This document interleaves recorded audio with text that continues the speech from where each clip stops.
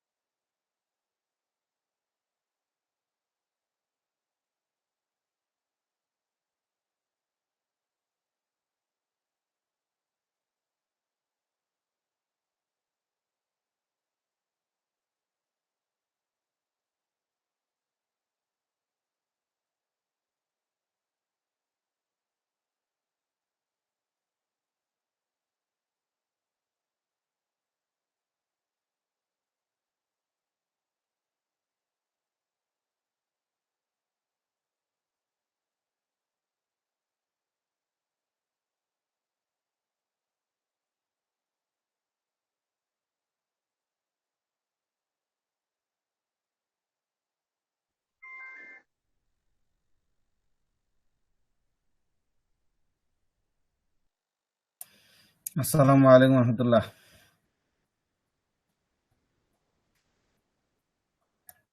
ওয়ালাইকুম আসসালাম।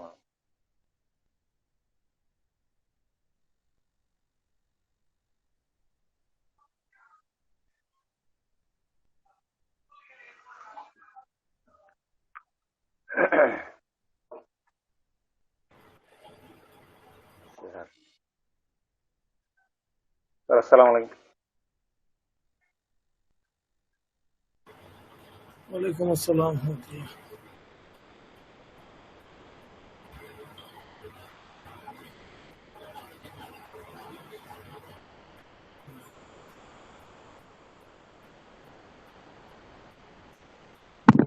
হ্যালো। সালাম বারাকাতুহু। আচ্ছা, স্যার আমার শুনতে পাচ্ছি স্যার। আমার আমার হেডফোন ছাড়া এই যে আমি কথা বলছি, এটা কি না? এখন ক্লিয়ারলি বুঝতে পারছি স্যার, কিন্তু কথা জি, বলতে বলতে আপনি যদি এই দূরত্বে থেকে কথা বলেন তাহলে ঠিক আছে, কিন্তু কথা বলতে বলতে অনেক সময় দূরত্ব বেড়ে যায়, তখন হ্যাঁ। ঠিক থাকবে কিনা এটা হচ্ছে বিষয় স্যার। ও, কারণ আমি একটা হেডফোন কিনলাম, খুব ভালো হেডফোন, কিন্তু আজকে আমাদের একটা অনলাইন মিটিং ছিল, এখানে স্যার দেখলাম যে ভালো সার্ভিস দিল না। তো আচ্ছা আচ্ছা স্যার। আচ্ছা, এই জন্য বললাম যে যদি এমনি না হয় তাহলে আরেকটা আমি আছে আমার হাতে, আরেকটা ব্যবহার করবো আর কি। এখন যে আমি কথা বলছি এটা কি নাফ? জি স্যার, এখন আমরা ভালোভাবেই শুনতে পাচ্ছি। আচ্ছা, গুড এনাফ।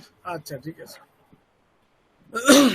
আজকে আমাদের আহ, পরিষদের একজন নেত্রী, মানে বেশ ভালো নেত্রী, লেখলেন যে ইংরেজি ভার্সনে তো বুঝি না, বাংলা ভার্সনে থাকবো। তা আমি লিখলাম, বুঝেন না বলি তো আরো বেশি থাকবেন। আপনি একজন ভালো স্তরের নেত্রী, আপনি ইংরেজি ভার্সন বুঝি না, বুঝেন তো অবশ্যই, হয়তো ভালো বুঝেন না, তো এটাতে থাকবেন না, এটা তো কেমন কথা হলো আসলে। যাই হোক, আমার মনে হয় এরপরও এরপরও আমরা এই জিনিসটা চালু করছি এবং অনেকে শুনছেন বা হয়তো বুঝতেও পারছেন এবং অংশগ্রহণ করছেন, এটি আমাদের উদ্দেশ্য সফল হয়েছে আমি মনে করি। বেশি হোক না হোক তাতে কোনো সমস্যা নেই। আচ্ছা, আমরা আজকে কি শুরু করে দেবো না আর একটু ওয়েট করবো, পাটোয়ারি সাহেব? জি স্যার, স্যার শুনতে পাচ্ছি। আমরা শুরু করবো? স্যার এখনো তো খুব বেশি লোক জয়েন করেন নাই, টোটাল জয়েন করছে এই এই জন্যই শুরু করে দিতে চাই যে যারা একটু পরে আসবে আচ্ছা তারা একটু আফসোস করুক। তাহারে 20-22 জন আছে। আচ্ছা ঠিক আছে স্যার, তাইলে আমরা আমাদের শুরু করে তাহলে দিই। আমরা যারা স্টার্ট আসলো করব। না তাদের জন্য আমার সহানুভূতি নাই। আচ্ছা আচ্ছা, ঠিক ঠিক আছে স্যার। জি, বিসমিল্লাহির রহমানির রহিম।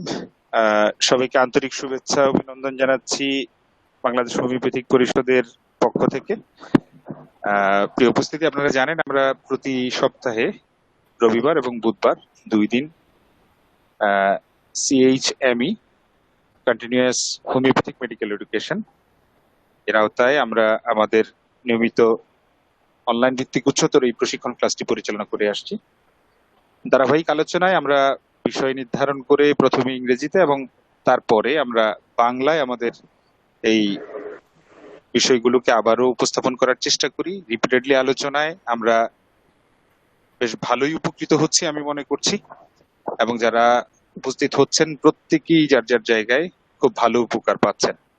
তো আমরা বিষয়ভিত্তিক অনেকগুলো বিষয় নিয়ে আলোচনা করেছি ধারাবাহিক আলোচনায়। আজকে আমরা আলোচনা করব হোমিওপ্যাথির একটি গুরুত্বপূর্ণ মেডিসিন, ম্যাট্রিমেডিকার একটি গুরুত্বপূর্ণ মেডিসিন, অতি পরিচিত এবং আমাদের চেম্বারে হরহামেশাই কাজে লাগে, এবং এই মেডিসিন গুলোকে আসলে কিভাবে স্টাডি করলে আমরা অনেক বেশি উপকার পাবো সেই ধরনেরই একটি আলোচনা আজকে স্যার উপস্থাপন করবেন ইংলিশ ভাষণে।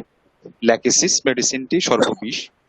এই মেডিসিনটি নিয়ে আমরা আসলে কিভাবে মেডিসিন গুলোকে স্টাডি করব এবং একটি মেডিসিনকে কত ডিপলি স্টাডি করা যায় এবং একটা ভিন্ন রকমের স্টাইল উপস্থাপনা স্যার আজকে করবেন।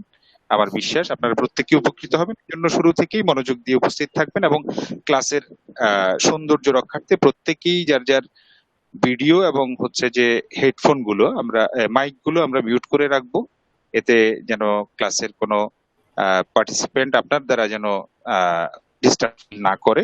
এই অনুরোধটি করে সরাসরি আমরা আলোচনায় চলে যেতে চাই। আলোচনায় আমন্ত্রণ জানাচ্ছি বাংলাদেশ হোমিওপ্যাথিক পরিষদের সম্মানিত সভাপতি ডক্টর শেখ ফারুক ইলাহি স্যারকে। স্যার আপনার আলোচনা শুরু করুন। জি, আমার যদি আওয়াজ কম মনে হয় তাহলে আমাকে মনে করিয়ে দিবেন, তাহলে আমি হেডফোন লাগাবো। অবশ্যই স্যার, অবশ্যই। বিসমিল্লাহির রহমানির রহিম। নাহমাদু ওয়া নুসাল্লি আলা রাসূলিল কারীম। Today we'll discuss a very important homeopathic remedy series. This is snake remedy series. So, dear viewers, including our homeopathic practitioners, students, teachers, and well-wishers of homeopathy, I welcome you to this lecture and wish you Assalamu alaikum wa rahmatullah. Good evening, Adab.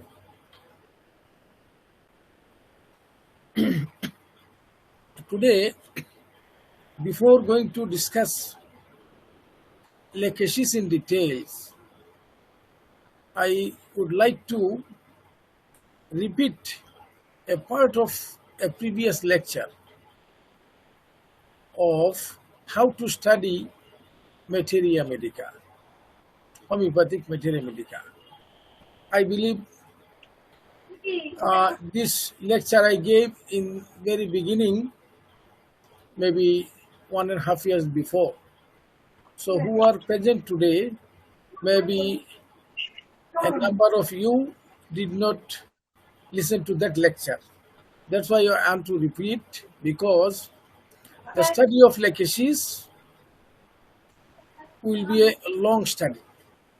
But long study, short study, we want to understand first. So you see, this is Dr. Konstantin Hering. He was born in 1800 in Germany. And he qualified MD from German University, and while he was a student, he came into contact with homeopathic medicine, not from Hahnemann, but from his disciples. And he was inclined to learn homeopathy, but he was obstructed by his allopathic teachers. They threatened him that if you go to homeopathic side, we will make you fail in MD and you cannot be a registered doctor again. Not only that, one of his professors asked him to write a topic against homeopathy. So he was, because he was a student, he had no other option, so he started collecting information about homeopathy. And as the time passed by, he was more and more inclined towards homeopathy rather. And at the end, he declined the professor that he will not write this topic. And he took the risk and appeared in the MD exam. But there were some professors, though not homeopath, but they were free-minded. So they were in his favor. And ultimately, he passed MD with distinction. Then he took a job with German royal government. The job in the National Museum of Germany. And this museum authority asked him for an expedition to America, South America, to collect specimens of botany and zoology, means plants and animals, from the deep jungle of South America, Suriname. He agreed, and he was accompanied by a companion, and they started to America by ship. So after a long time, because that time ship used to take a long time to cross the Atlantic to go to America, but it was not USA, rather he went to South America. The name of the country was Suriname. So he was engaged in Suriname in collection of botanical and zoological specimens from the deep forest of Suriname. So he rented a house, a double-storied house, an office, and some employees. But these employees were all black natives. And he was accompanied with his wife then. He then married. So the black natives used to tell him that, sir, there is a very big and very ferocious snake in the jungle of Suriname. So please take care when you go to the expedition for botanical or zoological samples, because if that snake confronts you, just you lose your life. So by every day they were saying like this, sir, take care, sir, take care. Then he was annoyed. Then he offered a reward to the natives. He said, if anybody or any group can catch alive this snake, the name of the snake was Bushmaster. Bushmaster means he is the lord of the jungle. Bush means jungle. Master means lord. Boner Raja. Master, lord of forest, lord of jungle. Bushmaster. So they were little bit greedy, and they took the risk to catch a live Bushmaster from the jungle. At last, they succeeded to catch a Bushmaster, and they trapped it in a big bamboo box and took it to Dr. Herring's house. And they just came, took the money from him, and all of them left and fled the house because they thought Dr. Herring will open the bamboo box to do something with the snake, and sure the snake will kill him, and also maybe they will be killed by this snake. So all these people who brought the snake, they and even his servants of the black servants of the house also all fled. So Herring was alone with his wife. So let me proceed little bit, then I'll tell the rest of the story. This is Dr. Constantine Herring in his young age. You see, he was a very tall German person with long hair, muscular body, and very courageous and bold.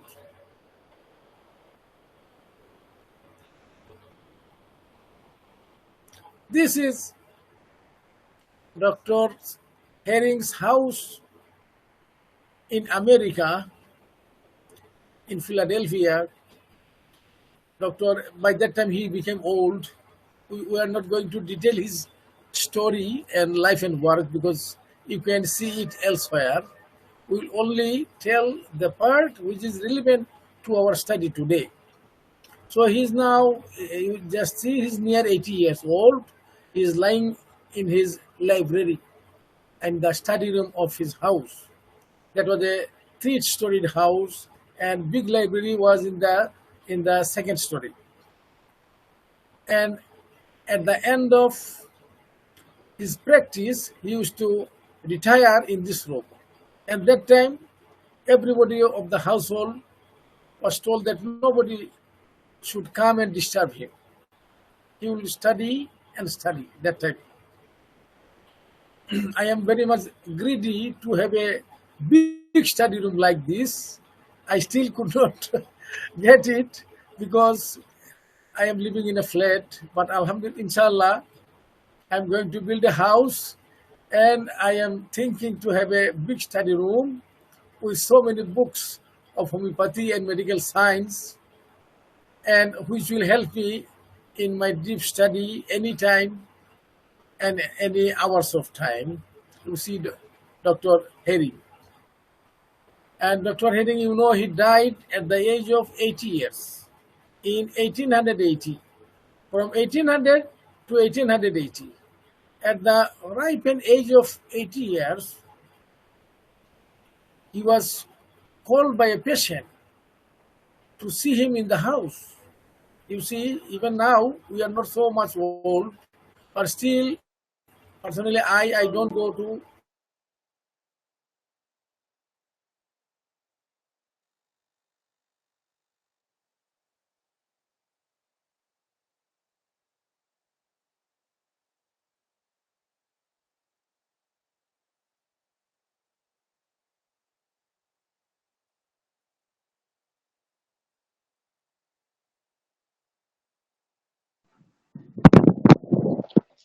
Sir আমরা আপনার কথা শুনতে পাচ্ছি না। Hello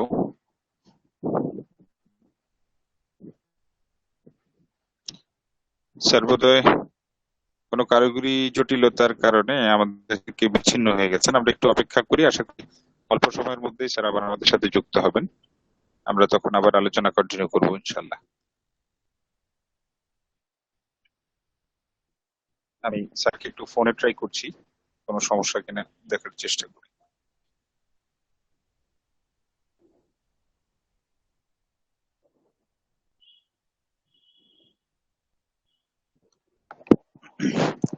সালাম আলাইকুম।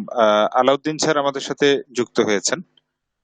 ফারুক ইলাহি sir আমাদের আলোচনার মাঝখানে ডিসকানেক্টেড হয়ে গেছেন। আলাউদ্দিন স্যার একটু কথা বলবেন, আমি তার কি সমস্যা ওটা জানার চেষ্টা করছি।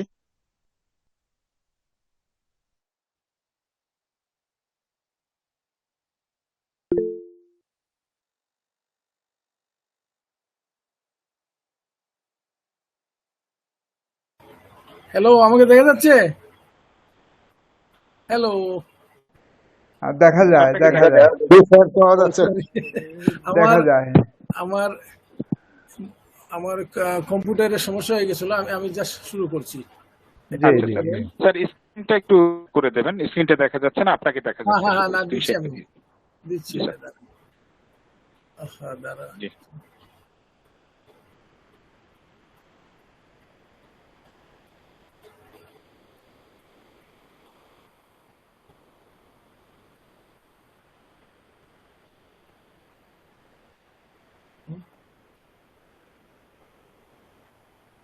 Samuel.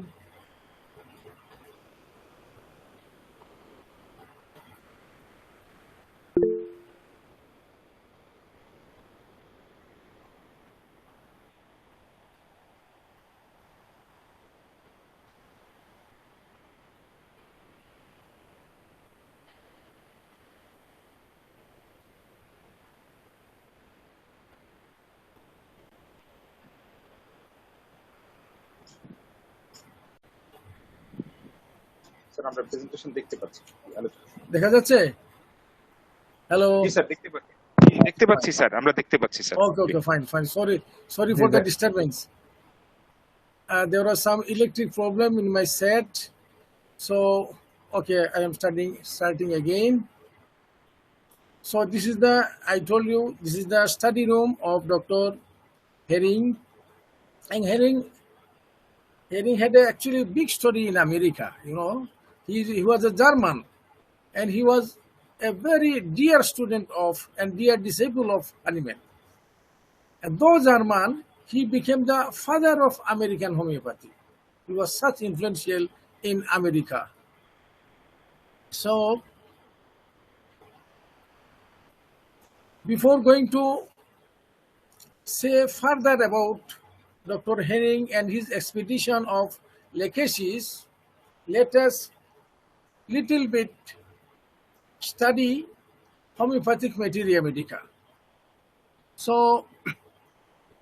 how to study homeopathic materia medica? Yes, everybody we know, but still I think if the young students and young homeopaths, they will benefit by my lecture of this subject. That's why I'm just telling you that homeopathic materia medica is like an ocean, it is like a sea. And if you want to cross a canal, you don't need to make a plan or design. Just you can cross the canal and go to the other side. Even a river you can cross without making much plan. But when you want to cross an ocean, a sea, you must have a good design, good plan, how to cross it, which month there will be thunderstorm or there will be rough sea. All these things you must collect, and you must make a strategy to cross the sea. So our homeopathic stalwart says that materia medica is like an ocean. And when you want to cross it, it means when you want to study it, you cannot just study randomly. No. There are some ways how to study it better, how to conceive its information better. So there are stalwarts who studied materia medica again and again for the last 200 years. So let us take some hints, some advice from our stalwarts how to study materia medica. That's why I am giving this portion of my lecture for the youngsters who want to be a good homeopath with a good grasp of knowledge in homeopathic materia medica. So I am starting with my own experience. I say my homeopathic career. In my homeopathic career, I was guided by 3 homeopathic teachers, 3 homeopathic gurus, my ustad. They were 3. One is Dr. P.R. Das of Sylhet. Second is Dr. Chandibodha Chakraborty of Brahmanbaria. And third and last and most important was Dr. J.N. Kandilal of India. Alhamdulillah, I had the privilege of getting lessons and guidance from these 3 stalwarts. So I learned from Dr. P.R. Das, which it was in the beginning. I started to work with him in 1977 up to 1981 till I passed DHMS. These 4 years I was with him. So from him, he helped me to develop a clinical eye to detect the peculiar symptoms in the patient, to prescribe quickly and confidently, and also some repertory. That time, you find very less homeopaths who knew repertory. But Dr. Das, he was one of the good repertorician of that time. So, he taught me how to do repertory and also how to take the peculiar symptom from the patient so that you can prescribe quickly and surely. Then from Dr. Chandibodha Chakraborty, I learned from everyone some particular aspect of homeopathy. From Dr. Chandibodha Chakraborty, he taught me the principles of homeopathy, organon of medicine, and homeopathic philosophy. He was a very good homeopath. We say that he was #1 homeopathic physician of Bangladesh that time, even I think now. He died in 1987. I was with him from 1977 to 87, 10 years. And lastly, Dr. J.N. Kandilal, I was with him from 1977 up to 85. He died in 85. And Dr. Pierdas died in, I think, 85 also. Because all my gurus, they left by 87. Dr. Kandilal taught me the most important thing is how to study Materia Medica. Because I used to complain to him that it is difficult for me to study Materia Medica because when I study Pulsatilla, I find there are all symptoms which belong to other remedies. So how can I differentiate? Because that was my first year in homeopathy. So he said, don't worry, don't worry. There are ways to study Materia Medica.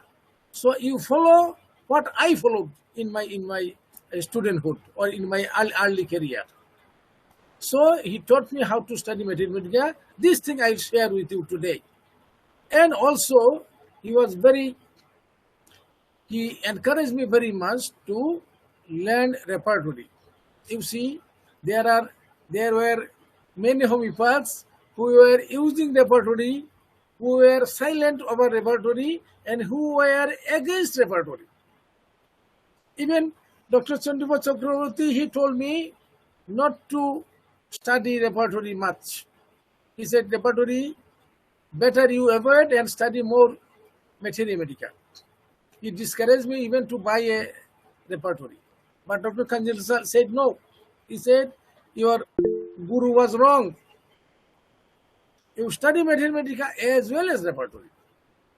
And you cannot afford without studying repertory. He said, Hahnemann himself, he had ordered a repertory by Dr. Jar.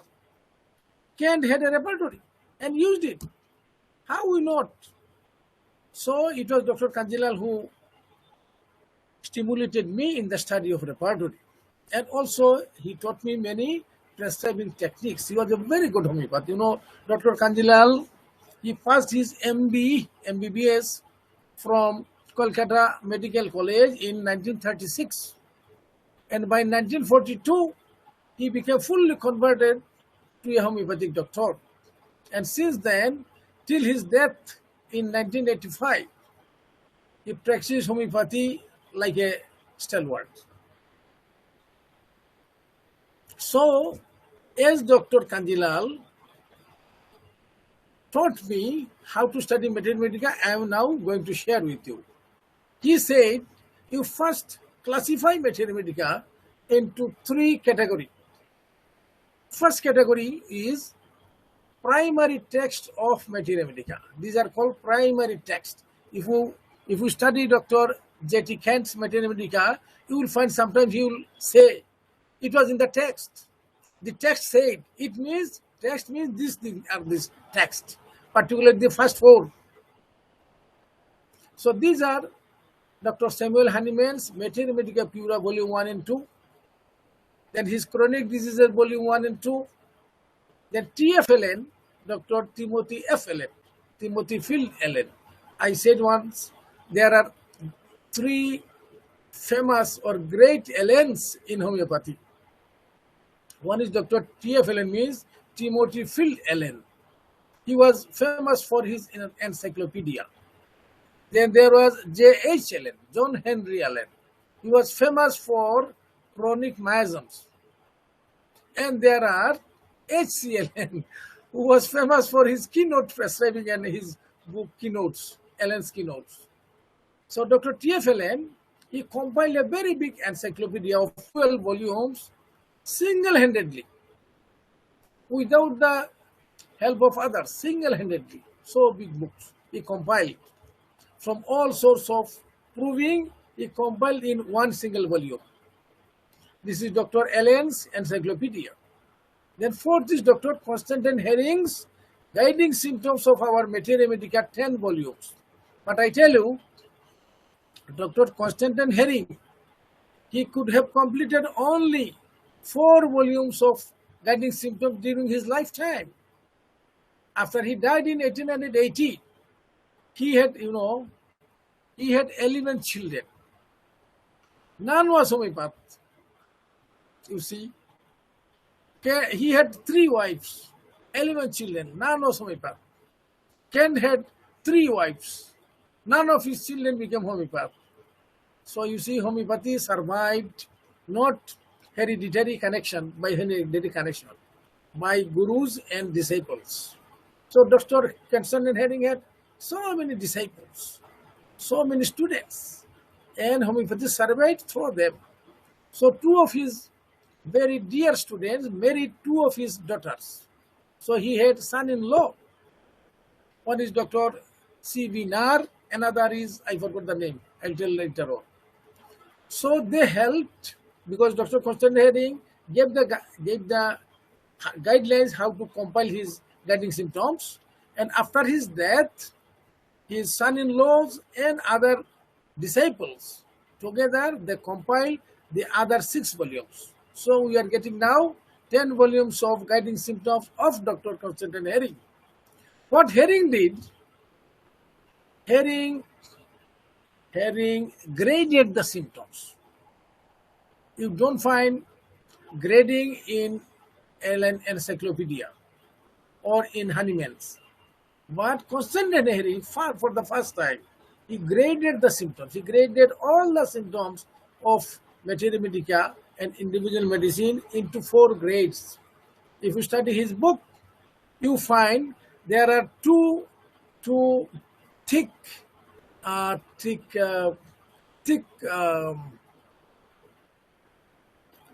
sign, like 2 fingers. This is called first grade symptom. Then 1 finger, this is second grade symptom. Then 2 thin finger, thin. This is 3rd grade, and 1 thin finger, this is 4th grade.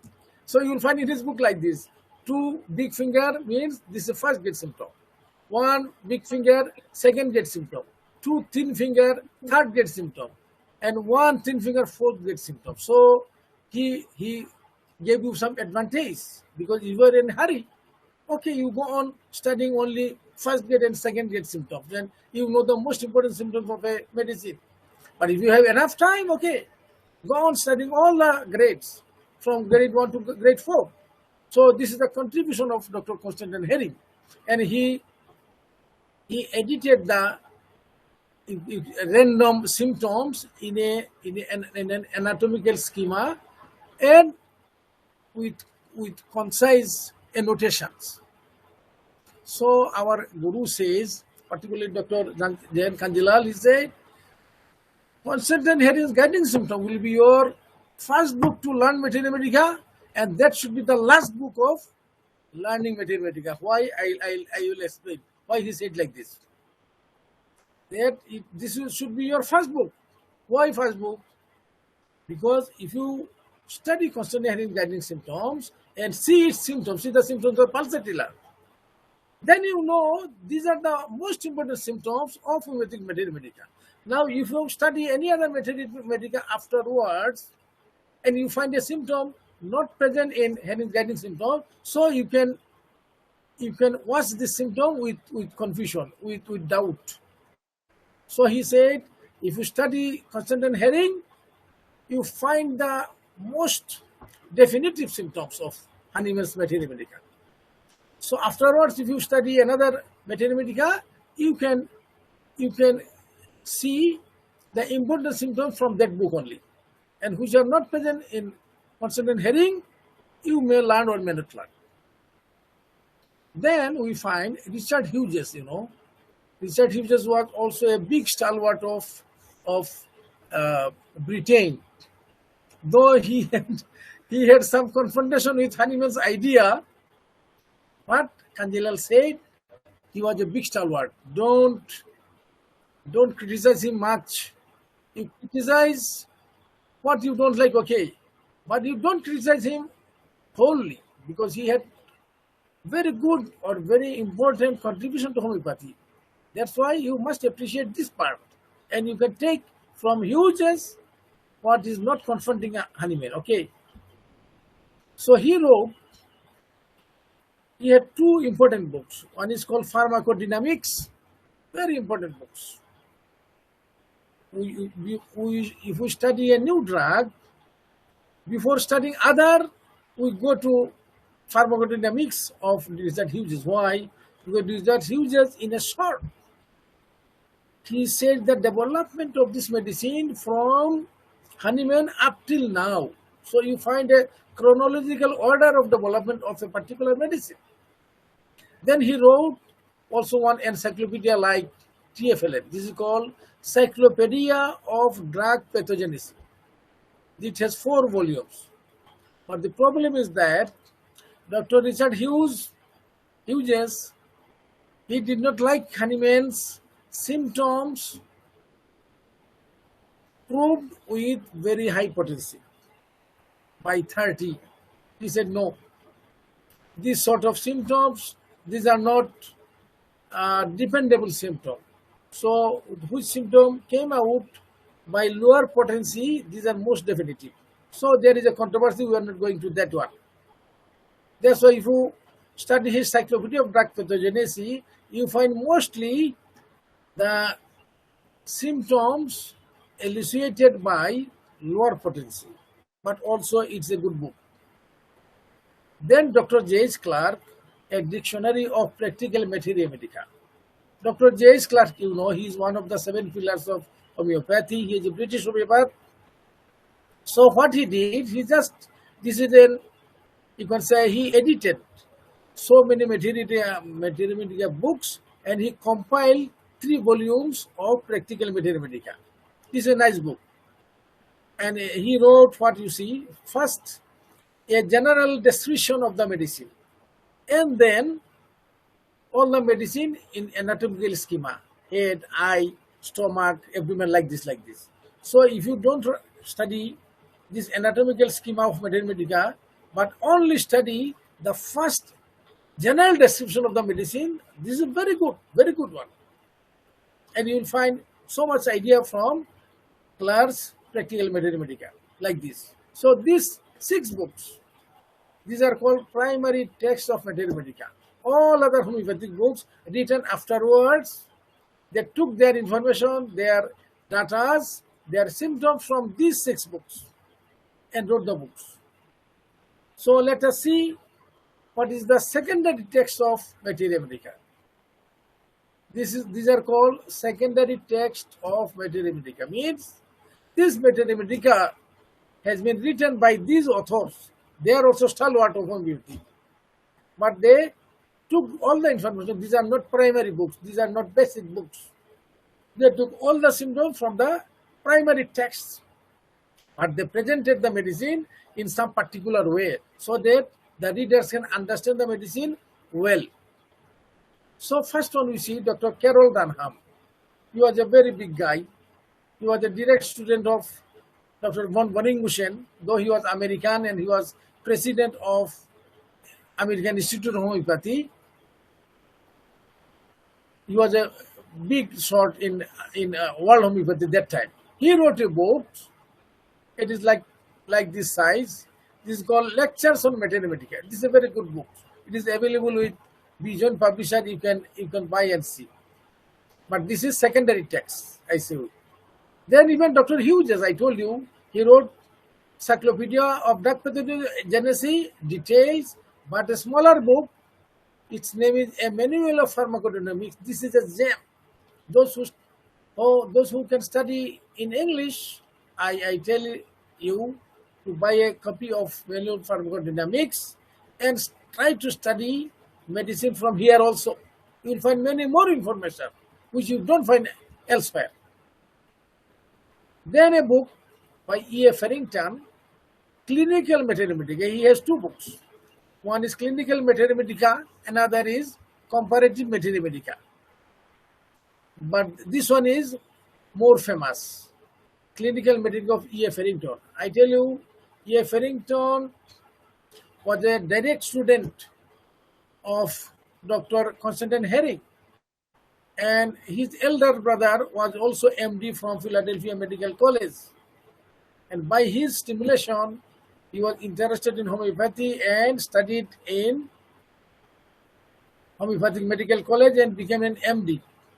Then he became a professor of Veterinary Medica of Hahnemann Medical College of Philadelphia, the most illustrious, biggest homeopathic medical college of the world that time. And Dr. Constantine Herring used to praise him too much. He said, when I shall die, Farrington is the one who will lead the world of Veterinary Medica, and he will complete my guiding symptoms. You see, when Herring died in 1980, and Farrington died only few years afterward, in 1984, I believe, in very young age, in the age of 39 years only. Now Farrington has 6 sons. 2 of them became homeopath, and they were like his father. They were MD, and they were professor of also Hahnemann Medical College. One is very famous. His name is Harvey Farrington.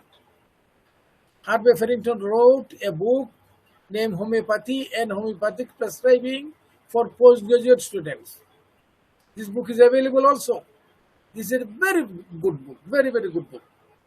You find he wrote all the medicine in numbers by giving numbers 1, 2, 3 like this, say up to 34. He described all the medicine in 34 para. Then at the end, he said, now the medicine in 5 lines. All the medicine he will summarize in 5 lines, and these are very important part of his book. This is the gem of his book. So you cannot afford without this book to try to procure Harvey Farrington's Homeopathy and Homeopathic Prescribing. This is a very good book, I tell you. Then Dr. J. Ticken's lectures on Veterinary Medica, it does not need any explanation, any elaboration. This is the best book that time on Veterinary Medica. Why best? Because they say Kent is the one who first tried to picturize a personality of medicine as a personality of patient. Say Nurse Momika, you will picturize a person, the character of a person who looks like Nurse Momika. So this is a picture, drug picture, a personal picture of Veterinary Medica you find by studying his book. So that's why Kent's lecture on Veterinary Medica is so famous. And it has Bengali version, anybody can learn. But I will say, if you have command on English, try to read the English version. Then William Borwick's Veterinary Medica with Laboratory. Also this book is a gem. You cannot afford without this book. You cannot afford good practice without this book. Okay, somebody will criticize that his doses are only lower potency. Okay, don't take his doses. But don't neglect the description of the medicine. Also, the style of his Veterinary Medica is that he will give first a small paragraph saying the generalities of the medicine. Then he will teach the medicine anatomy according to anatomical schema: head, eye, stomach, abdomen, like this. This is a very good book. You cannot afford without this. Then there is Dr. Adolf Lippi. Adolf Lippi was very dear student of Dr. Constantine Herring. And he wrote this book, Textbook of Materia Medica. His name is Lippi. The pronunciation should be Lippi, not Lippe. I found one person in a good institution. He translated this book in Bengali. And I saw he wrote the name of Dr. Lippi, Lippe, Lorishikar Poikarpe.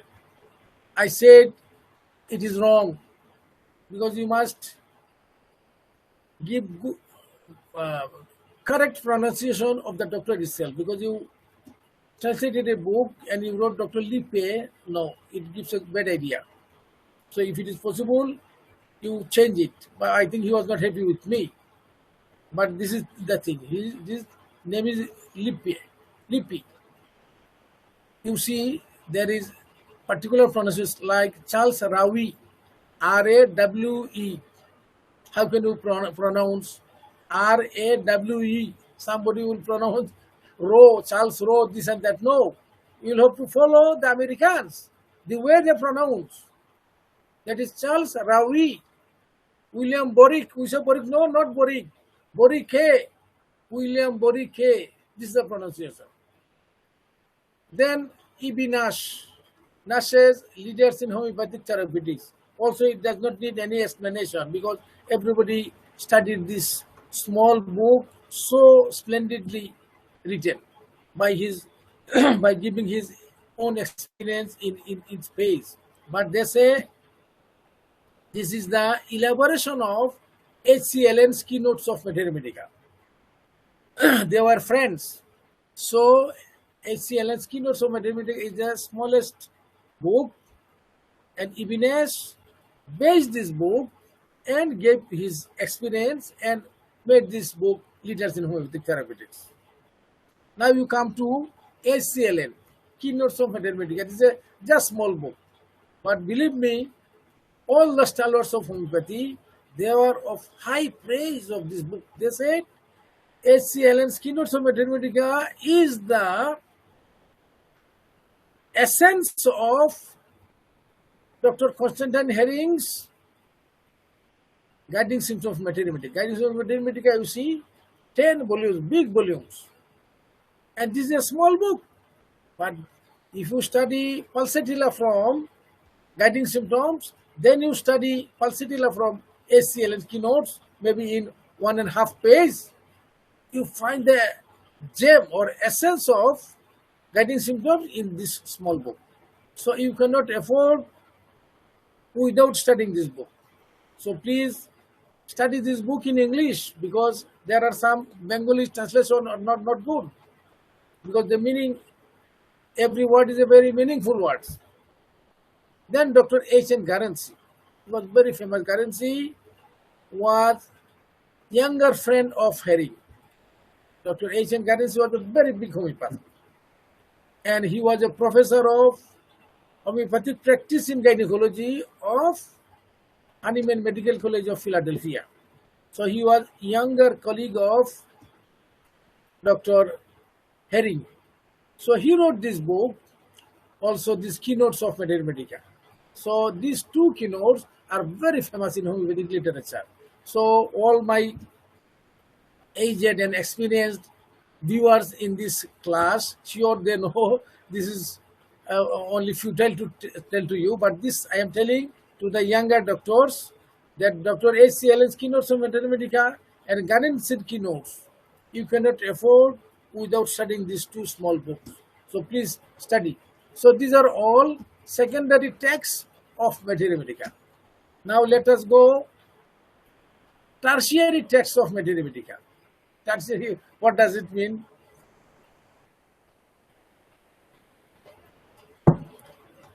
If primary texts are stem like kando, secondary texts are branches like shakha, tertiary texts are proshakha.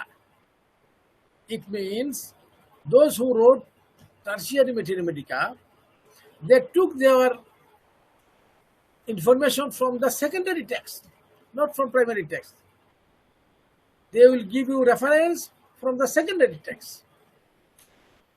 These are also very good books, very famous book, and it is easy for us to understand those who cannot understand the primary text. So if you read Dr. M.L. Taylor Homeopathic Drug Picture, this is a gem of Materia Medica. You find she will give, this is she, because she is a female homeopath, very famous female homeopath, 3 in the world, and she is one of them.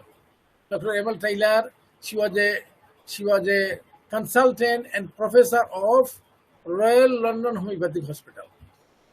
She wrote this book. You see, Dr. M.L. Taylor, just I want to tell something about her. She studied Kent's repertory in such a good way that she went to America while Kent was alive. And there was a conference on Kent's repertory. And Dr. M.L. Taylor gave a lecture on Kant's repertory.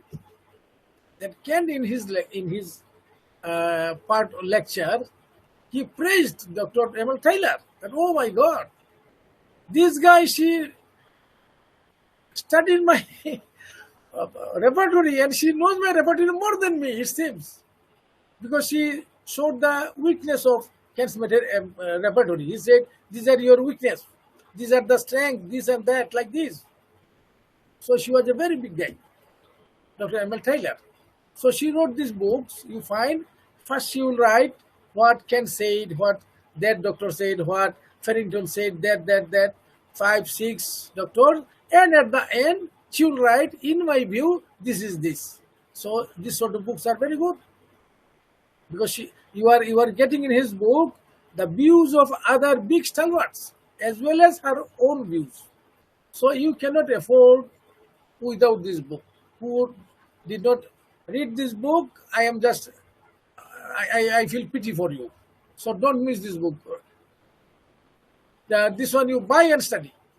I think somebody also maybe translated this book in Bengali, but don't go for Bengali. If you have a good knowledge of English, you try to study the English books. If you cannot, you study the Bengali books, no problem. Then Dr. N.M. Chaudhuri. Dr. N.M. Chaudhuri, he was the son-in-law of Pratap Chandra Majumdar, Dr. P.C. Majumdar. He was an Indian stalwart of homeopathy in the early age. So he sent him to America and he did his MD in homeopathy from America in 1925 or maybe earlier. And while he came back to India, he was professor of Calcutta Homeopathic Medical College and he was a stalwart of homeopathy at that time. So he wrote this book, Dr. N.M. Chaudhuri, A Study on Material Medicine. It's a very good book. Very, very good book. You find a good description of the medicine along with his own commentaries. It's a very good book. So you cannot also afford without studying this book. Then Dr. S.R. Phatak. They are all became allopathic doctors in the beginning. S.R. Phatak was an MBBS, but he was converted to homeopathy. He wrote this book, Materia Medica of Homeopathic Medicine. Also, he wrote another book on biochemic medicines. So this Materia Medica of Homeopathic Medicine also a very good book, and it is a tertiary text. Then Dr. Ken Mathur, he was also an MBBS, and he did his MF from Royal London Homeopathic Hospital. He wrote this book, Systematic Materia Medica. This book is, I think, better for students, not for senior doctors. This is good for students, but this is also a good book. Then we have Dr. George Vithoulkas. Vithoulkas, I think so does not need any elaboration. So he is a Greek homeopath. He wrote one small book, this is Essence of Materia Medica, and a big volumes like Dr. Herring's Guiding Symptoms. This is Materia Medica Viva. These are very good books you find in the Materia Medica Viva. He wrote, I think he followed Dr. Clark, because first he gave a general description of the drug, very good one. Then he followed anatomical schema. Here, what is head, what is in the eye, what is in the abdomen, this and that. So his style is like Dr. Clark's Dictionary of Materia Medica. This is a very good book. I recommend it. Then Dr. Roger Morrison, also a American student of George Vithoulkas. In 1978, he went to Greece and he studied under George Vithoulkas for 2 years, went back to America, and he was a very good homeopath there. He's still alive. He's in our age. He's 67 years. He wrote, it is like keynotes, a desktop guide to keynotes and confirmatory symptoms. It is little bigger than the other keynotes, but it's a very good book because here he classified the symptoms in grades, like in bold type, then small type, this and that, like 4 grades. So you can know from the look of the study which symptoms are very important. And he gave also some clinicals and a small description in the beginning. So this is a good book you will study.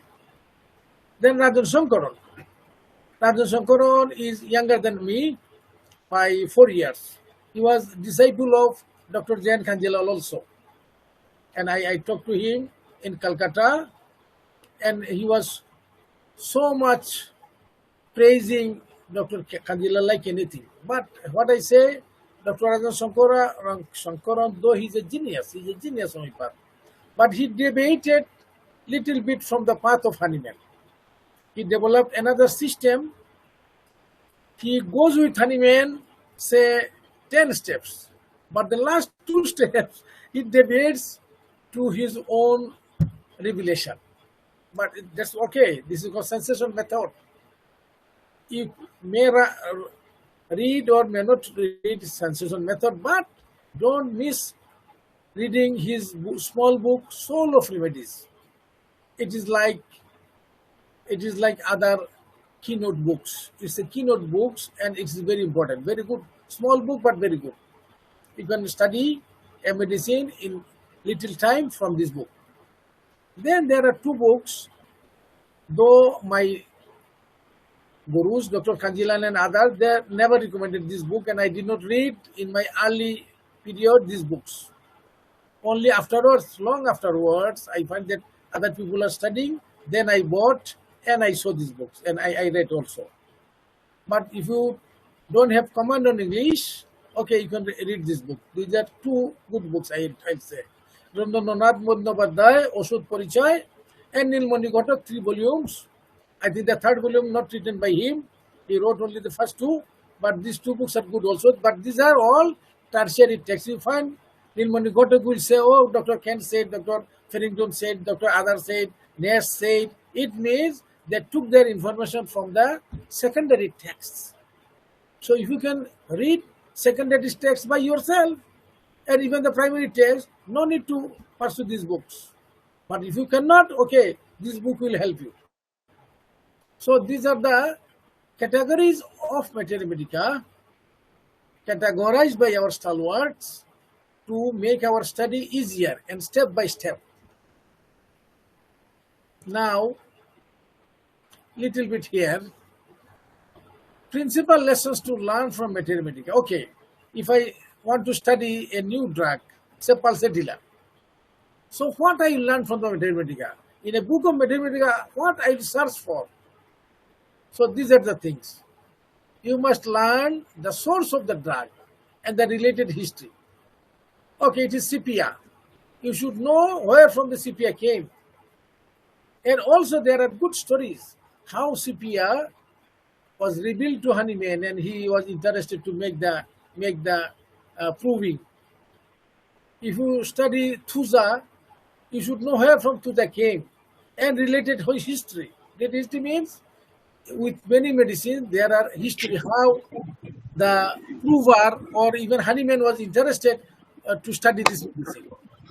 So like Thuja, you will find there is a good history. Also in Lachesis there is a good history. In Lycopodium, good history. So from any book, you study Materia Medica, you try to find out the source of the drug and if there are related history. But in all books, many books, you don't find related history. These are only in few books. Then you should know proving and provers. Who proved it? It was proved at all or not? If it is proved by Hahnemann, yes, you don't have any confusion. So you should know who proved and how proved. And there are some introductory commentaries about the medicine. You find in many books, they give commentaries about the medicine. This small commentary is the gem of this medicine. They say, Dr. M.L. Taylor, she will say, oh, she will write one poem about the medicine. This medicine and this and that in a few lines. So these are very good things also to learn the whole medicine. Then you study the constitution and physical makeup. Not all medicine has constitution, like say staphysagria, you don't find any constitution. But if you study Lycopodium, Calcarea car, say Silesia, Sepia, you find there are good constitution and physical makeup. Then you must learn it. In a book, you don't find the constitution and physical makeup of Sepia. No, it is a not good book. So you will have to find out this thing. Then you find general symptoms of the medicine. But in most of the books, you don't find general symptoms all together or classified. You will have to make it. I'll show you today. That you find general symptoms like cases in any book, in many places. You don't find these are classified. So this is your duty while you study the medicine to categorize and classify the general symptoms and bring them all together so that you can study at a glance. Then you should study all the mental symptoms. You will find in most of the books. But in some books you don't find much. Like in body, you find little mental symptoms, not much. But in other books, you find more mental symptoms. So if you find that in body, he gave only little mental symptoms, you try to find out the mental symptoms from other books and corroborate your information. Then after general symptoms and mental symptoms, these two, general symptoms, mental symptoms, you must learn very well, because most of the medicine we prescribe, so 75% of the information we get from general illness to prescribe the medicine. But also you must learn all the particular symptoms.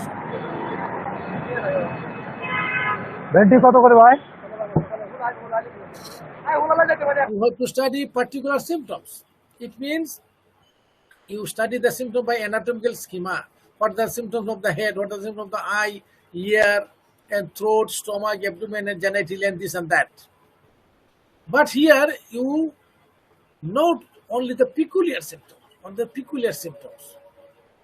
the general symptoms, not common symptoms. It will not help you much.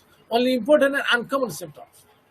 Then also you read modalities, aggravation and amelioration of the medicine. And also you study aggravation and amelioration in two categories: general modality and particular modality. Sometimes you find general modality is different than the particular modality. You find that say phosphorus, its general modality is chili medicine, chili medicine. But you find its stomach modality is opposite. He wants cold things, cold drinks, cold food and everything. So you can find the modalities general and modalities particular sometimes different and against each other. So you should, while you study, you should study like this. Then you study the relationship of the medicine. What is relationship? You find one medicine complementary to others, one medicine is inimical to others, one medicine follows other medicine well, like this. So in relationship, you should give more emphasis to learn inimical relation rather than complementary. Say Apis, Neptamine is a complementary of Apis. You may find Calcarea car is a complementary of Belladonna. But the inimical relationship is more important to learn. Why? Say you find Rastox and Apis, they had inimical relationship. Means if you prescribe one, the other one cannot be prescribed afterwards in the second prescription. No, then it will harm. Then Silesia and Marsol had inimical relation. Then phosphorus and Costricum has inimical relation. So while you study the medicine, you must learn this thing also. Otherwise, your study is incomplete. Then you study by comparison with other remedies. If you study, say for example, phosphorus, you should study along with this causticum also, or maybe acid phos. If you study petroleum, it has so many symptoms in the skin. So you have to study other skin symptom medicine also, like sarsaparilla, like graphitis. So this is a comparison with other remedies. Then brief essence of the remedy. After studying all this information of the medicine, you should write a small note of the essence of the remedy for yourself. Then your study is complete. Now let us go to the next thing. This is a very important phase given by our gurus. They said how to learn a medicine. As I said you, that Medica is like an ocean, like a sea. You just cannot cross it from any side by anywhere. No, you must have a good plan. So our gurus, they said, when you are going to learn a medicine in the beginning, don't go to the primary text. No. Don't study it from Animals Medica Pura. Then you don't understand anything. Don't try to study it from Allen's Encyclopedia. No. From Hughes' Encyclopedia of Drug Pathogenesis. No. Then what to do? They said, first you try to take a skeleton idea of the remedy, a skeleton of the remedy. You want to learn pulsatilla, okay? You should learn what is the constitution of pulsatilla, what they want, what is his reaction with air, heat, cold, his thirst, and his emotions, his other symptoms like stomach symptoms, their genital symptoms for female and male. So you get a brief idea about the medicine first. Don't take a big idea about the medicine in your first reading. No. So they said, gaining a primary skeleton of symptoms picture of each medicine from some selected books. Also, they directed us which book should be read in the beginning. So my guru said, Dr. Kanjilal said, your first book will be Allen's Keynote. Allen's Keynote will be your first book, he said. And then you study nation's leaders, because this is the explanation of Allen's Keynote. Then you study Boric and Kent, and then Harvey Farrington, and lastly Taylor. If you study these books for a medicine, for any medicine, Nasmomica, Pulsatilla, sulfur or anything, from these books you get a good idea of the essence of this medicine. So you go on learning all the medicine like this. Not total medicine, but a brief essence of the medicine. So here, when you study, say, 200 or 300 medicines like this, then you study in the second phase. That was the phase 1. In phase 2, you will study so much. Then you will study the medicine as much as possible, as widely and as deeply. But you study first the secondary text. Don't go to the primary text first. First the secondary text. All Kent's, Boric's, Farrington, this and that, elaborately. After that you go to the primary text. Okay, let me see what Dr. Herring said. Let me see in the Medica Pura what Hahnemann said about Pulsatilla. What Allen's Keynotes, you should see what the some symptoms of Cantharis, because they said Cantharis has priapism, means painful erection of penis, and it does not relax. And some patient comes to us after taking Viagra and other drugs. This is called priapism. He said, from last night my penis is standing like this without relaxing. You find in our Medica, there are medicines. So if you study Cantharis, you go to Allen's Encyclopedia and see the symptoms are present there. The Kruber said, after I took Cantharis, from third night, my penis was standing like this. I thought it's okay. from the fourth night, it was painful erection. And my wife was worried, I was worried.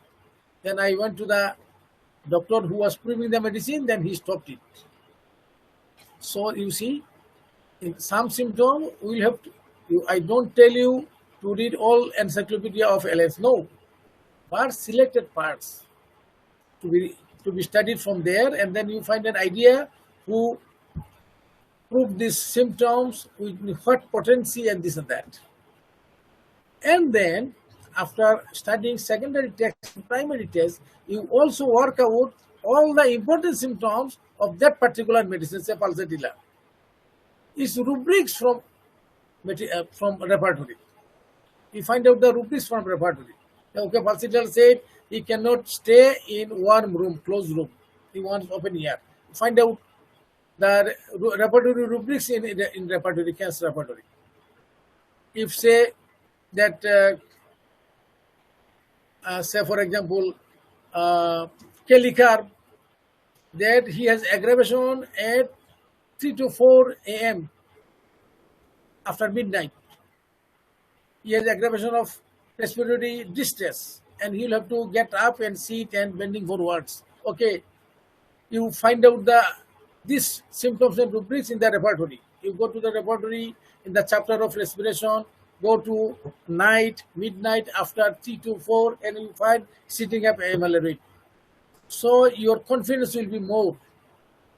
Your confidence in learning your medicine will be more because you find the symptoms in the materia medica and its rubrics in the repertory. So your learning will be very smooth, very, very solid. And also, they said this time you make 2 notes. One is long note, one is small notes. One is long notes mean this all the medicine from very source, then story, then its preparation, then its constitution, general, mental, particular, relation, all this you try to make a note from, because afterwards you cannot study all these books together again. So from all books, the important things you put in a note. You make a big note, elaborate note. And at the same time, after finishing the study, finishing the long note, you make a small note. This is the essence of the remedy. So that you can study this medicine again and again, only in these small notes to memorize its important symptoms. So in the second phase, you will have to study secondary text first, then primary text with repertory rubrics, and you will have to make 2 notes. One long note, one short note.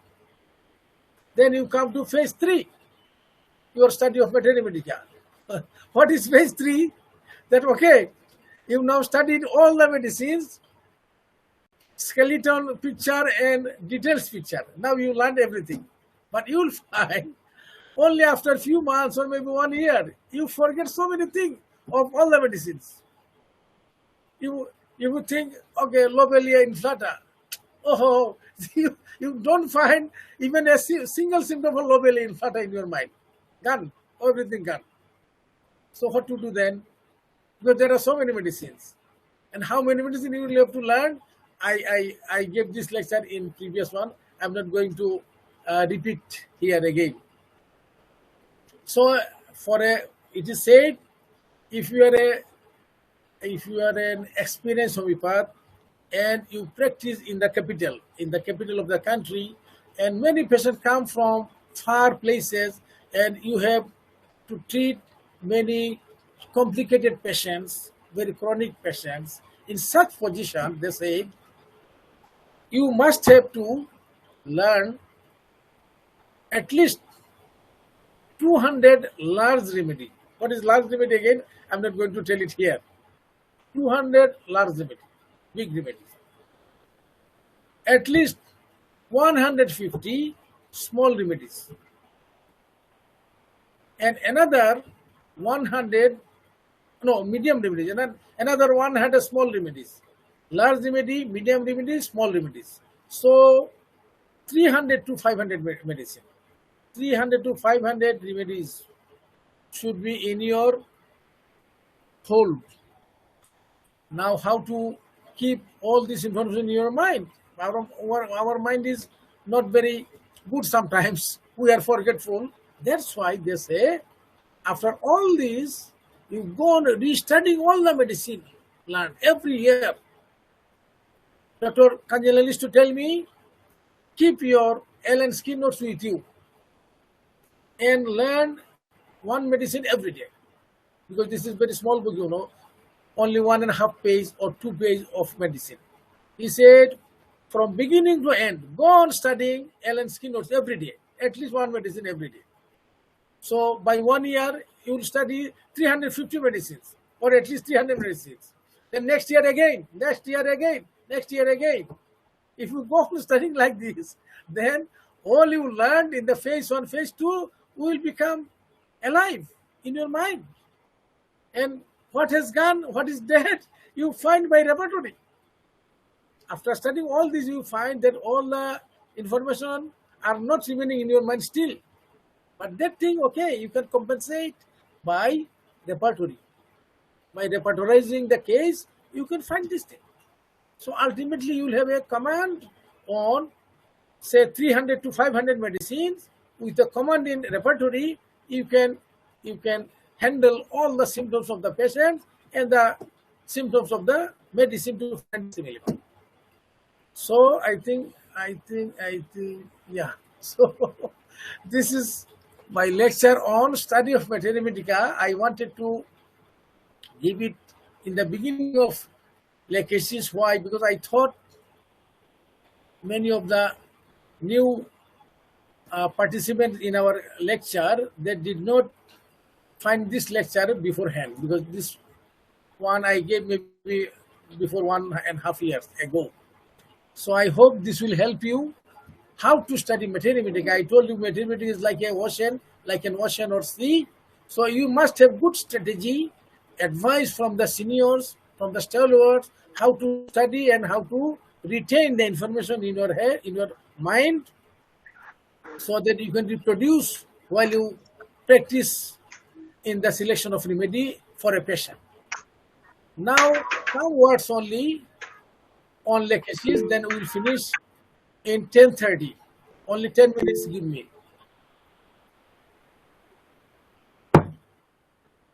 Now, lecacies trigonocephalus, our medicine today. Lecacies trigonocephalus or lecacies muta. Both are correct, but trigonocephalus, this is the species name. This is more famous.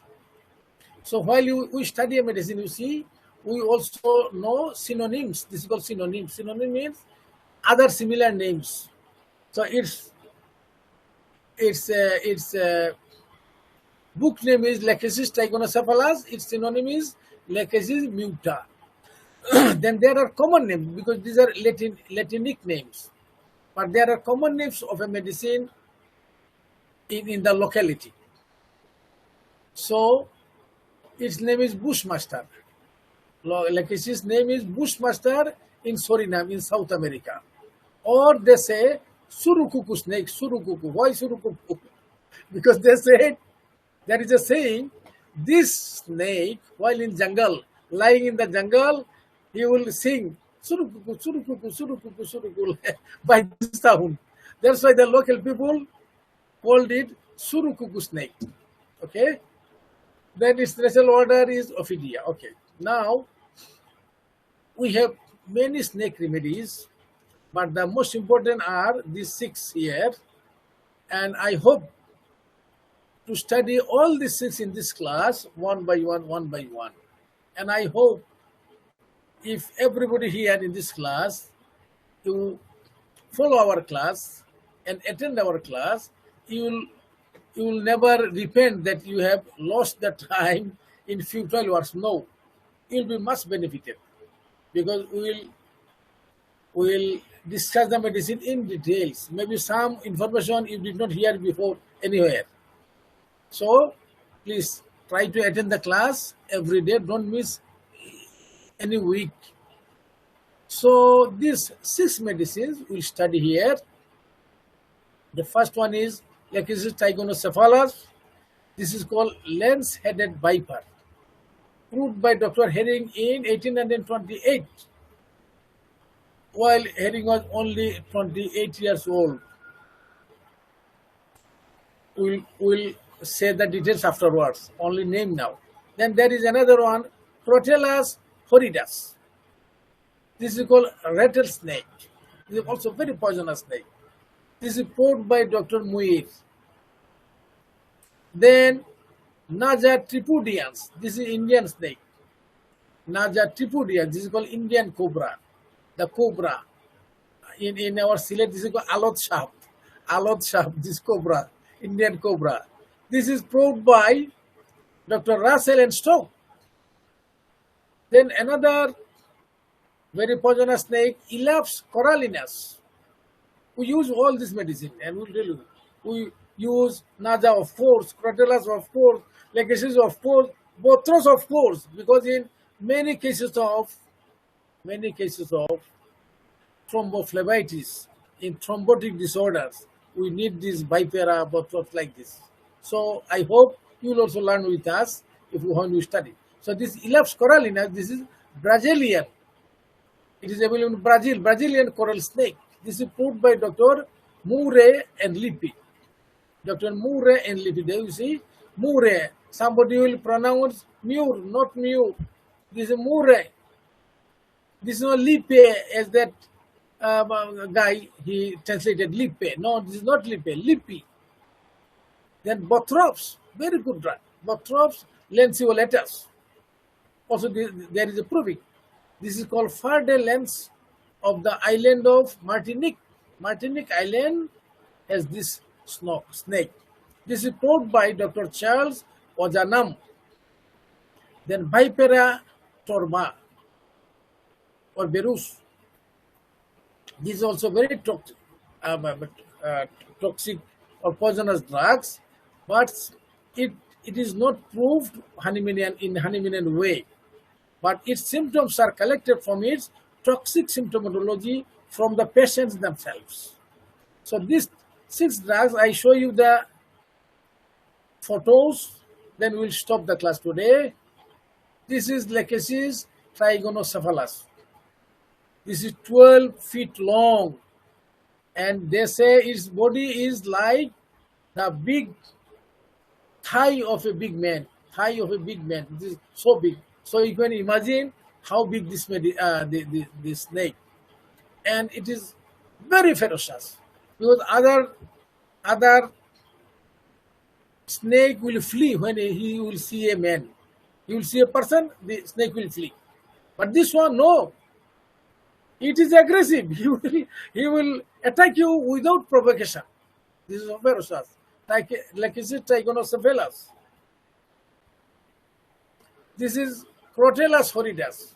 It's a very dangerous drug, but snake, but very useful medicine. We'll discuss. Very useful medicine.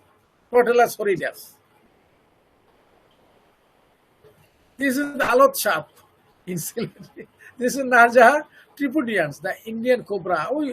We see this snake played by snake charmers, you know.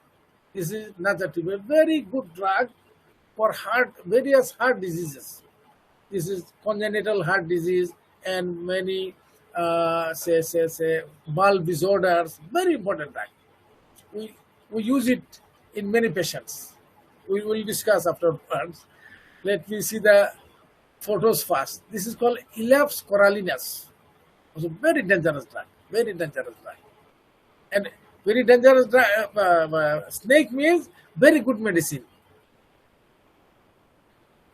My God. This is Bothrops lanceolatus, also ferocious snake, and very good medicine. Very, very good medicine for thrombotic disorders and also for other disorders. But many times we use it in such thing. Why? We'll say the symptomatology afterwards. Oh my God. This is called Vipera. This is Vipera, left side Vipera torba, right side Vipera berus. Very, very dangerous drug. from next class, we'll start Lachesis trigonocephalus. We'll first give the description of the snake itself, the bushmaster of Surugugu, and then we'll go to the proving of Lachesis. There are many stories of proving. We'll discuss all stories of herrings, Lachesis proving. Then we'll discuss its constitution and sites of action, and then its general symptoms.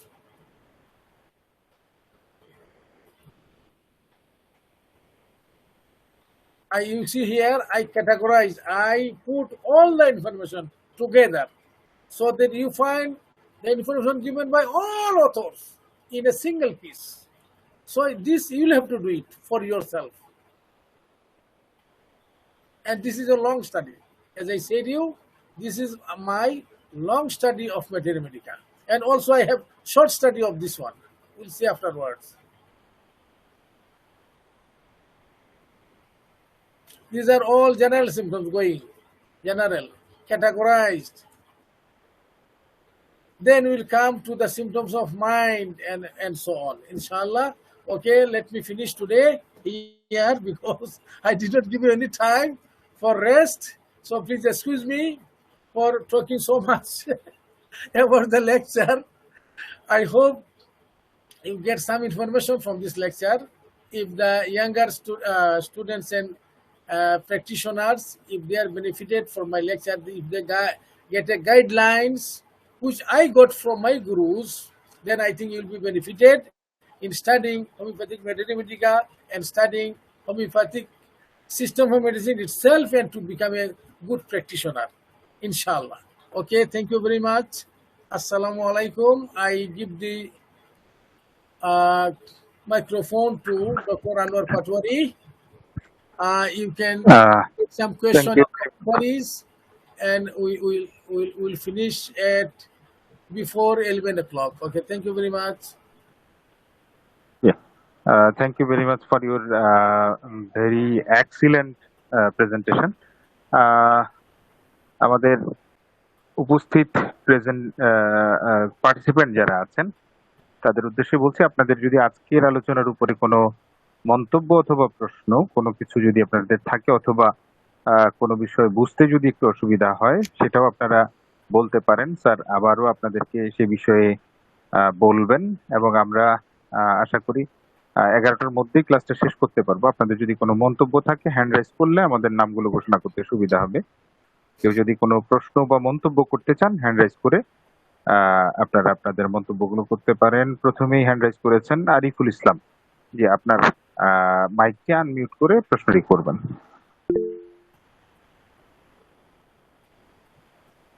Doctor Ariful Islam.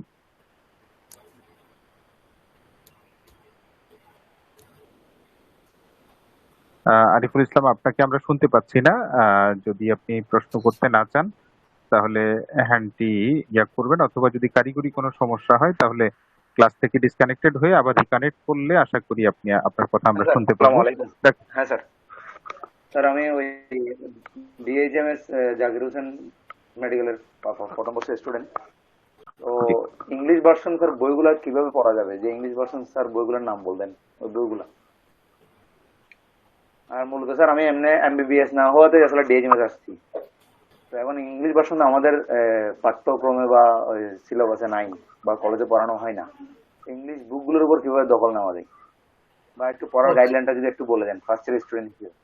Okay, because this is English class, that's why I'm sorry. I am giving you answer in English. You see, you can never learn homeopathy by following your syllabus. Then you don't become a good homeopath at all. Homeopathy has no syllabus. No syllabus of Materia Medica. This syllabus only to pass and get a registration. But to learn homeopathy, you'll have to go beyond your curriculum, beyond your syllabus. So these books are not in your syllabus. This is just, it's a lame excuse. It will not be in your syllabus. That's why you will not learn it. The books you in your syllabus, these are not, if you studied even in Calcutta, in Calcutta. This is Bengali speaking province of India. But even this Bengali book, they don't read because they all of them in India, they don't have DHMS course, they don't have diploma course.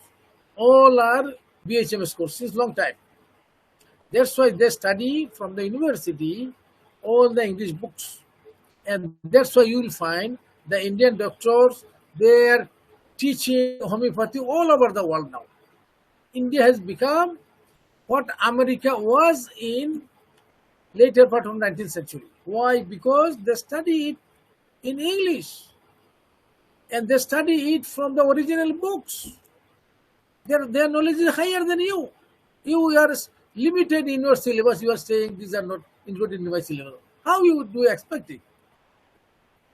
That's why I tell you, we should learn English little bit more. Without English, your study of homeopathy will be limited up to a certain stage. After that, you cannot go beyond it. We must try to improve our English so that we can study more English books. Many books are not translated in Bengali. So unless you study in English, you cannot study these books. You cannot study an encyclopedia, even headings, getting symptoms. Some people, I think they translated some versions, but you cannot study all these books. That's why if somebody knows little English, I will ask him for favor of homeopathy. To learn homeopathy more, he can take some English course, private course, to improve his spoken English, reading English, and writing in English in correct way. This will help you studying homeopathy more and more.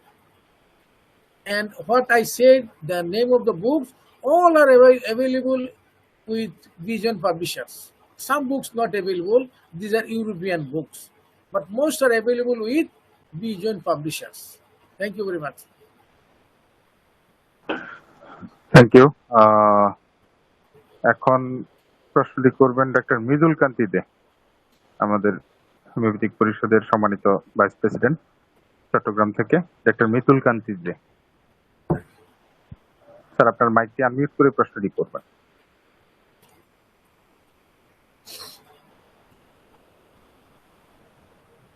Mridul sir শুনতে পাচ্ছেন? Sir প্রথমে হ্যাঁ আমি শুনতে পাচ্ছি, আপনারা কি শুনতে পাচ্ছেন? Are you hearing me? শুনতে পাচ্ছি, কন্টিনিউ করবেন sir. Thank you. Yes, sir. Sir প্রথমে আদাব। We are listening to you. Yes. You are not listening? Yes, I am listening. Yes. No, yes, okay. I am trying to. Next is Shibbir Ahmed. Dr. Anwar Patwari. Next, Shibbir Ahmed raised hand. Okay. Dr. Mridul Kanti De, please tell your question. হ্যাঁ sir, ঘটকের যে তিনটা খণ্ড আছে আপনি বলছেন শেষ খণ্ডটা, তৃতীয় খণ্ড যেটা আছে এটা ঘটক লিখে নাই। জি, yes. এক নাম্বার 2 হচ্ছে ওখানে বাংলা বইয়ের মধ্যে যেগুলো আমরা পরে আরো জ্ঞান লাভ করেছি তার মধ্যে এম ভট্টাচার্যের বইটা উল্লেখযোগ্য। এম ভট্টাচার্য বলতে আমি মহিম ভট্টাচার্যকে বুঝাচ্ছি, যেটা ডাক্তার ঘটকের জামাই। এই রেফারেন্সটুকু আসলে মনে হয় বাংলা ভাষাভাষীদের জন্য অনেক বেশি উপকার হবে। আর আমাদের রিলেশনশিপ, যেটা রিলেশনশিপ একটা ক্যালভিন বি নারের একটা বই আছে, এগুলো ফলো করা যায় কিনা? Okay, thank you. শুধুমাত্র এই প্রশ্নটা রেখে আপনাকে।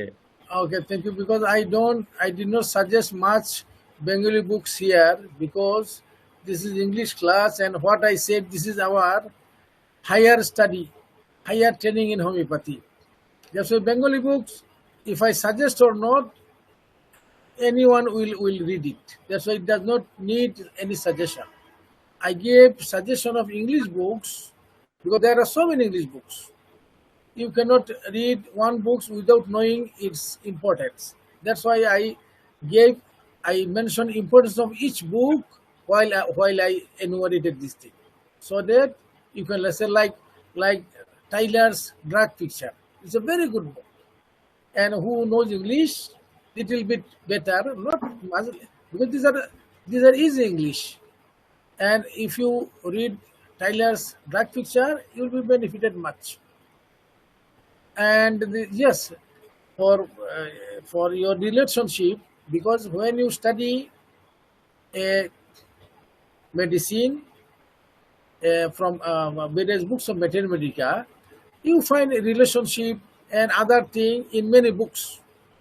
If you want to study only relationship books, yes, you can refer to any books, any related books, seminar, and there are other books also. But here we emphasized the general information of the medicine much. Okay, thank you. Shibir Ahmad, I think we raised his hand. জি, thank you very much sir. Shibir Ahmed sir, আপনার মন্তব্য আশা করছি আমরা। আপনার hand rise করা আছে, মাইকটি unmute করে sir প্রশ্নটি করবেন। Assalamu alaikum. Walaikum Thank you, salam. Farooq bhai. Very excellent, like all the other lectures. So thank you very much for taking us to the world of snakes. So here I see, so it's the great creator. So আপনি বলছিলেন এটা যে খুব বিষাক্ত, খুব ভয়ঙ্কর. So how come this ferocious things, this snakes, is coming to our help? It's ferocious in nature, so the poison, in a different way we can say the drugs from the snakes, they are as well ferocious in a different way, in a positive way. So it's a new world, and homeopathy, of course, we must give thanks to homeopathy. You can increase your sound little bit, Dr. Shibli. You can increase your sound little bit. Okay, sir. Thank you very much. So we must thank homeopathy. So for revealing the world of snakes for, say, humanitarian causes, it's a great service. The snake, they can kill you, and the snake, they can save you as well. And this is homeopathy who has explored these things. And I am excited that in the next lectures we are going to learn lot many things of the snake, from the snakes, how the snake, they can be our friends, not enemies. Yeah. And regarding the material medical studies, what you have mentioned here, I see, well, we are playing, being a doctor, we are playing with the life of our patients. And here, knowledge, our only weapon is our knowledge and experience. So any gap in our knowledge and experience, this can cost the life of our patient. So this is not a sport, this is not a game.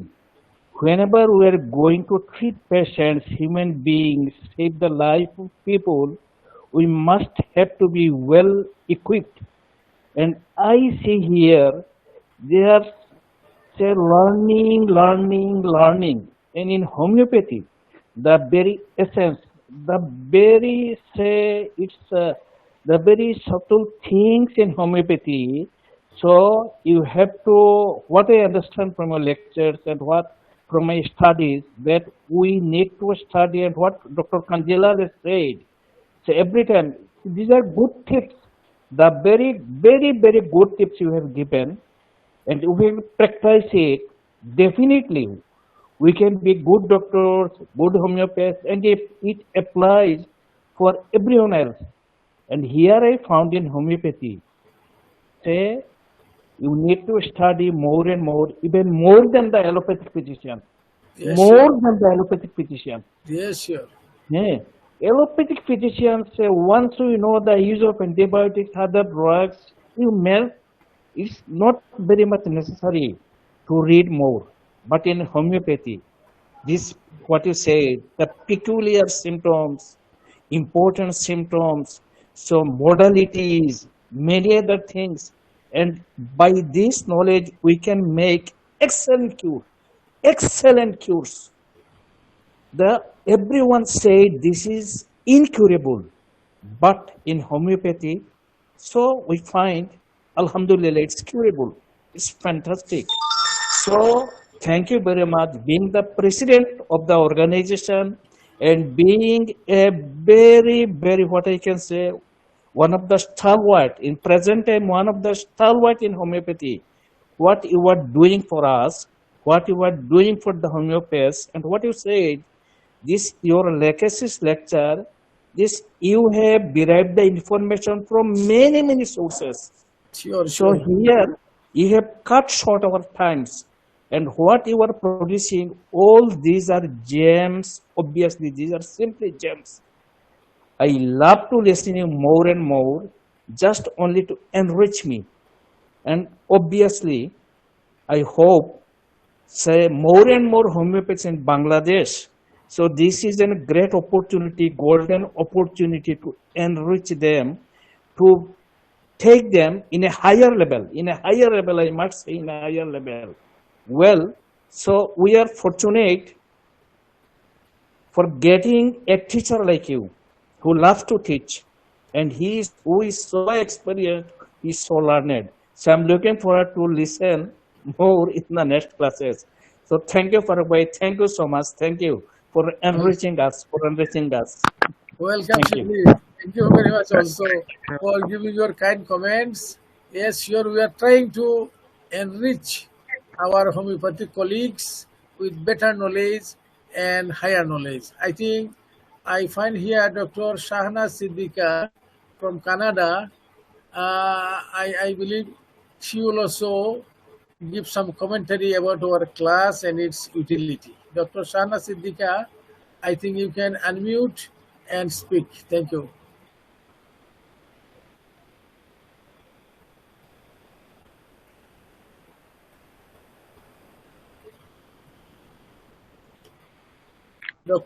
Dr. আসসালামু Shahna আলাইকুম। Walaikum Salam. আহ, খুবই খুবই আমি মানে বলি যে আল্লাহ আপনাকে অনেক হায়াত দেখ, যাতে আপনি Your আমাদেরকে sound, এভাবে নলেজ your দিতে থাকেন। voice should be little bit louder. Just try to raise the voice. Yeah. Can I do that? Okay. I think, can you hear me now? Can you hear me? Yeah. Go on. Okay. So বলি যে আল্লাহ তাআলা আপনাকে অনেক হায়াত দেখ, যাতে আমরা এরকম লেকচার গুলি পাইতে থাকি, এবং এগুলি আমাদের জন্য asset actually. But first of all, you know told us like how to study materia medica. Actually, not everybody following that thing, but I try my best to follow that. But it's very important actually. I believe one thing, because you practice in Canada and you are a member of the organization there. I think you can ask some of your Canadian colleagues to participate in our class, in our English class, because we give an English version first, then followed by Bengali version. So in our English version, you can ask some Canadians to participate as well, so they will know our way of study, and also they can participate.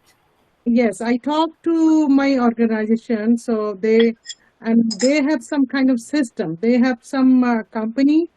They provide the lecturers. So I think I should send you sometime the link, then you will understand. So I think they are bound with them, but still I told them like we have very good lecturer in my country, so he does very well, and I always follow them, and they listen to me. That's right. So but still they said let's see what we can do, because তারা ওই একজন company আছে, ওরাই supply করে তাদেরকে। গত সপ্তাহে আমরা গাইনোকোলজির উপরে স্টাডি করছি। But this is a free class. If they attend our class, it will be free for them, and I hope they will learn from us also. That's true, but they will make an arrangement. I gave them your phone number too, and they will contact you. Okay. So that's why I asked for your private personal phone number. So hopefully we're going to go forward about that. So এখন কথা হলো যে আসলে আমাদের এই ক্লাসটা অনেক দরকার, এবং বাংলা বইগুলিও আসলে ইউজফুল। আমাদের দেশে বাঙালিদেরকে হেল্প করার জন্য বাংলা বইগুলিও আসলে অনেক helpful. But if you want to go more and more, you need to study English books. That's my my suggestion actually. I think এটা আমার খুব ভালো লাগছে, বাট ইংলিশ বইগুলির মতো তো বাংলা বই তো আসলে খুব কম বই আছে ট্রান্সলেট করা হয়েছে ভালোভাবে। এটা আমার খুব ভালো লাগলো। এবং লাস্টলি যে ডক্টর সাব্বির আহমেদ সাহেব বলছে, আই লাইক দ্যাট, খুবই ভালো লাগছে ওনার ওপিনিয়ন গুলি আসলে। I agree with him. Dr. Sabbir Yeah. Ahmad, he is the Yeah. senior most professor of Sylhet Usmani Medical College. He's the MashaAllah. senior most professor, yes. So yes. exactly, And he because I doing don't know homeopathy. anybody Doing personally. homeopathy. Hopefully one day I will meet them. I love to talk to them. So actually it was very good opinions. এটাই আমি বলবো ইনশাআল্লাহ। আর আপনি যতগুলি সাপের দেখাইলেন, এটা তো আমি Okay, মনে হয় thank জীবনেও you. দেখি নাই। Okay, thank you, Dr. Shahna Siddiqui, for your kind comments. This will help Inshallah. us to grow our class more. I think here I find Dr. Soyed Yeah. Mohammad Ali Kajol. He's a member of Bangladesh. He's an honorable member of Bangladesh Homeopathic Board, and not only Oh, okay. that, he is a senior homeopathic practitioner from Government Homeopathic Medical College. I believe he will say something about the class and encourage the audience here. Dr. Soyed Mohammad Ali Kajol, if you can unmute and talk. Thank you, sir. Assalamu alaikum warahmatullah. Thank you to everyone. Actually, I was busy in my program, but this class is very important to me. I think it's not for me, it is the great opportunity to all Bangladeshi. And I believe also, not Bangladeshi, all homeopaths. Sir, he's our icon. I pride of him, because Dr. Sheikh Farooq Elahi sir, his all lecture I heard, and I am very cordially I want to listening his lecture. Today, lachesis, it is a very important medicine Yes, I in know. homeopathy. Mohammad Ali Kajol is busy with our divisional homeopathic congress. Okay, still, thank you for participating. Still, Thank you very much. Thank you. Yes, sir. Thank you, sir. I find here Dr. Sobuz Mia. Also, he was a government homeopathic medical officer appointed in an Upazila complex. And he is a good homeopath, so far I know, and he has made many video clips, video classes on homeopathic subjects. So, Dr. Sobuz Mia, if you want to share with your opinion, you are welcome. Dr. Sobuz Mia. He is an BHMS, he is Government Homeopathic Medical Officer, and BHMS from Government Homeopathic Medical College. Sobuz Mia. Assalamu alaikum wa rahmatullahi wa barakatuh. Walaikum assalam wa rahmatullahi wa barakatuh. First of all, thank you, sir, for introducing me in such an excellent way. And I hope you all guys here are very well. And today is your class was just extraordinary and more than excellent, I would say. And your explanation about how to study Mathemedica, how to study a medicine was a stunning because as far as I know, such kind of class is absolutely perfect and absolutely necessary for all the homeopaths around the world, not only in Bangladesh. And you know, in our country, most of the homeopaths are diploma holders, and their lackings in Mathemedica, anatomy, physiology, pathology. So your opinion and your procedure to how to study Mathemedica, of course everybody will be very benefited by your lectures. And in the next class where we learn more about lachesis. And in this class, I will say about your excellent book, Chikitsa Sangaskarok o Bishwakhato Homeopathy Jibono Kormo, because you know we are some homeopaths in Modbaria, all together reading this book from the very beginning, and we are trying to end up this book. At present, we are reading about herring, and I am very glad to say, when we are reading about herring, there are many information that we never heard before. Yes. And if someone read this book thoroughly, they will never get any problem. It's like a story book, and if anyone read this book, they will also cope up, and they can melt in this book with Mathemedica, because when they will read the book, they will find the test when they will read the Mathemedica, any medicine, as like herring lifestyle, herring story, and herring proving of lachesis. So I would request all the homeopaths here to buy this book and study this important book, and this will help you more. So thank you very much, everybody, for inviting me to say something. I wish you best of luck and hope next class will very much helpful for us. Thank you, everybody. Assalamu alaikum wa rahmatullahi wa barakatuh. Alaikum salam wa rahmatullah wa barakatuh. Thank you, Dr. Shobhit Mia, for your encouraging comments. Dr. Anwar Patwari, if you can take one more question if there is, or we can finish because it is already nearing 11 o'clock. Thank you. Sir আমাদের আরো দুজন hand rise করে আছেন, আমরা দুটো question নিয়ে বা মন্তব্য নিয়ে আমরা শেষ করব। ডক্টর মনির উদ্দিন, আপনার হ্যান্ড রাইজ করা আছে, আপনি যদি আপনার প্রশ্নটা করেন। এরপরে ডক্টর মোহাম্মদ আমিনুজ্জামান, আপনি প্রস্তুত থাকবেন।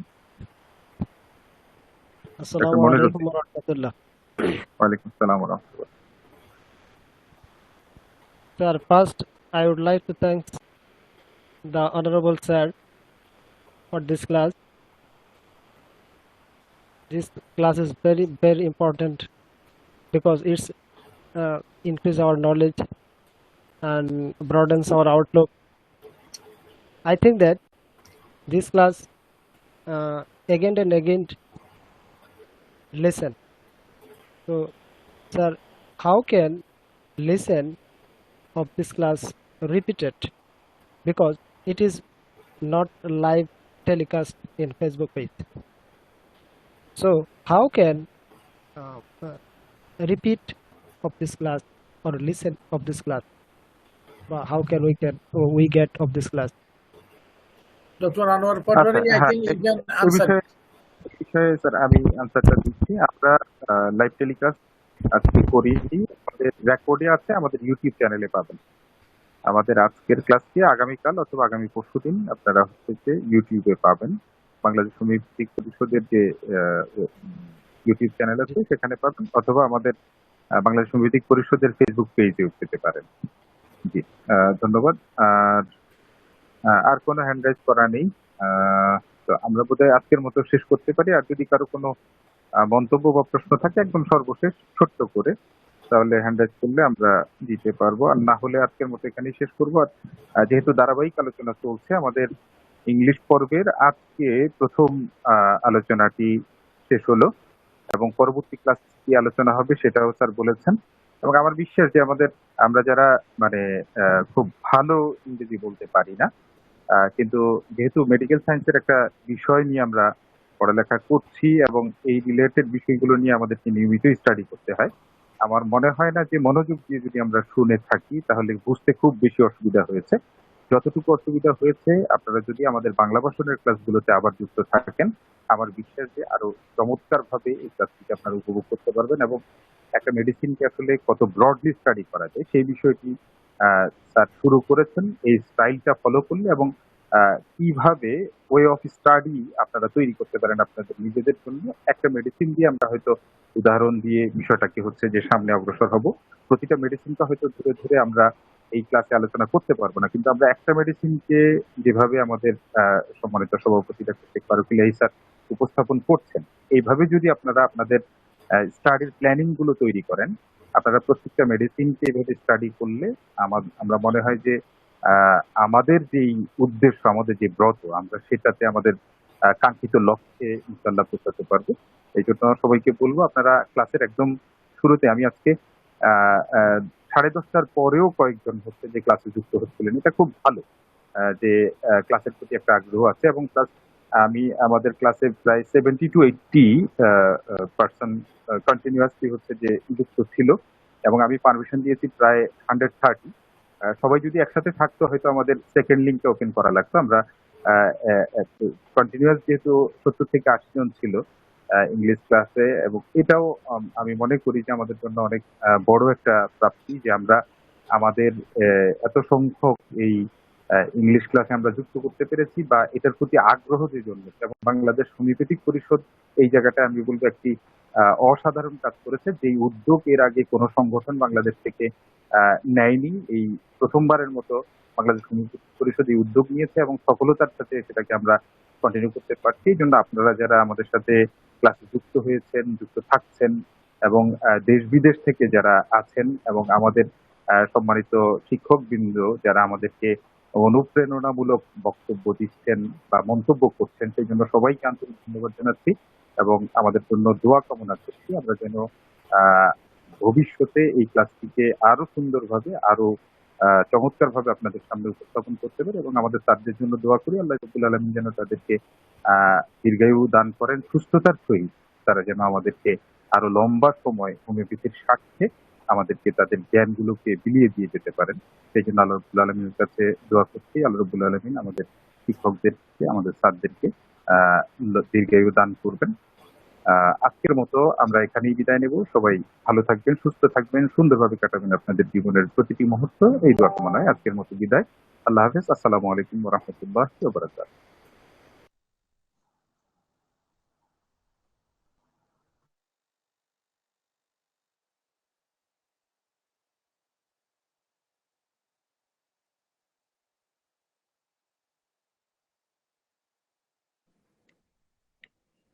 আসসালামু আলাইকুম রহমতুল্লাহ।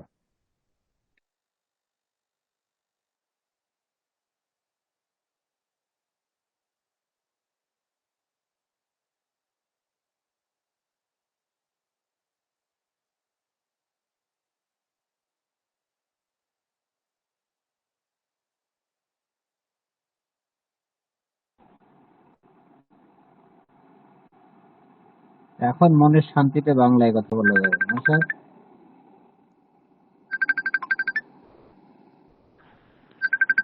জি স্যার, জব্বার স্যার।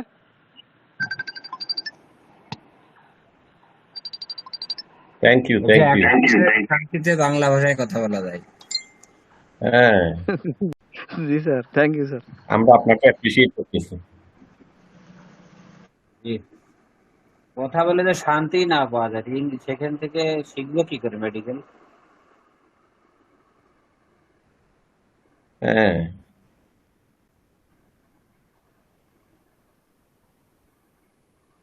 যাক, সুন্দর কথা, সুন্দর কথা বলছেন আপনি।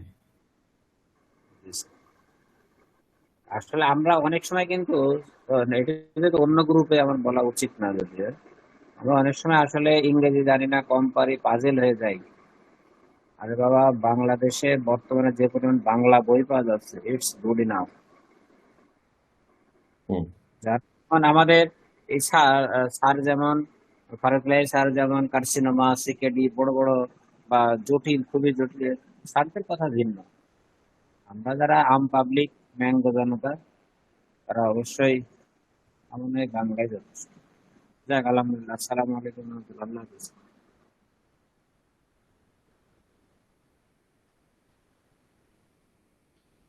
Thank you all.